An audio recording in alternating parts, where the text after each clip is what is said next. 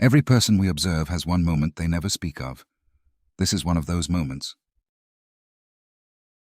Welcome to Displaced. I'm your host, Mara Saleh, and that, of course, is Dr. Henrik Voss, the man leading these incredible and often unsettling temporal experiments.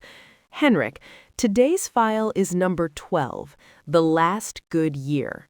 A Norwegian woman in her 7th month of pregnancy, displaced from 1917 into a world she has no framework to understand and no particular interest in because her mind is entirely somewhere else. That is accurate. Tell me about her. Her name is Ingrid, 27 years old, a farmer's wife in rural Trøndelag in the northwest of Norway. Autumn 1917. She is 7 months pregnant with her second child. Her husband has been at the front for 11 months. The war. The war. She received a letter the morning before her displacement. It confirmed he was alive and well. She had it on her when she arrived. We could observe that much. She reached for it twice during the displacement and did not take it out. Where did she arrive? Oslo. A war memorial, present day. Quiet Tuesday morning. Almost no one around. She had 7 minutes. She arrived on the steps.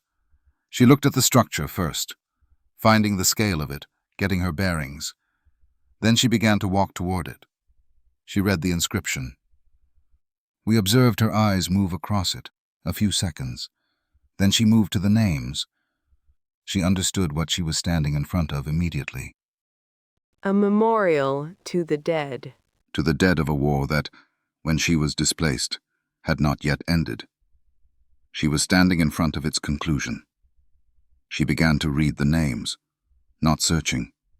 Reading. The way you work through a list when you already know what you're looking for but are hoping to be wrong.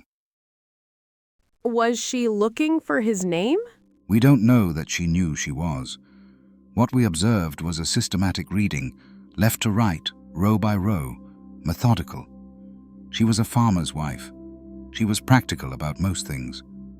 She found a name she recognized, a family name from her district. Not her husband, but someone she knew or had known. She put her hand on it, palm flat against the stone, and she didn't move again.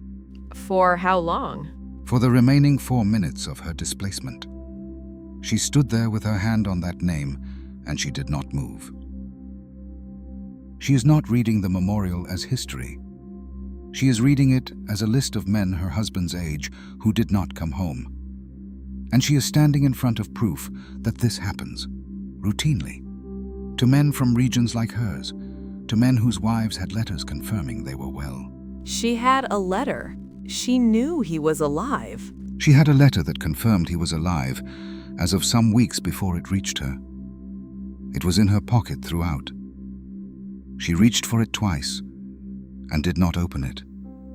And she still walked straight to that wall and began looking for his name. So she was afraid he was on it. No, that's the more complicated part. She was afraid of the relief she'd feel if she checked every name and didn't find his. That relief, absolute, uncomplicated, would be proof that somewhere underneath everything, she already knew it was possible she was going to lose him. That she had been carrying that knowledge for 11 months without admitting it to herself. She didn't want to know that she knew. She was standing at that wall because it was the last moment before she had to find out what she already knew. She had the letter in her pocket the entire time. She stood there with her hand on someone else's name and she did not check. She didn't check. She didn't check. The equipment ran. She came back mid-touch. What happened when the equipment ran? She was returned mid-touch. Hand still raised toward the stone, arm still extended. She reappeared in Trøndelag exactly as she'd left, standing at her kitchen table, a letter in the room nearby. The displacement lasted 7 minutes. From her side, it was 7 minutes she has no accounting for. She never knew what happened to her. She went back to her mourning. She never knew. That is true of every subject we observe. None of them know. What happened to her? To her husband? He came home. 1919. He lived until 1954. They had 3 children together. So it was fine. He came home. Whether it was fine is a different question. She lived another 40 years with a man she had believed, on some level, she might lose. That changes how you hold things. How do you mean? Her daughter, the child she was carrying during the displacement, reported, when she was an elderly woman herself, that her mother had a specific way of holding her father's hand in public. Not one hand. 2. She would take his hand and cover it with her other hand as well. Both hands, every time, as if confirming it was still there. She did that her whole life.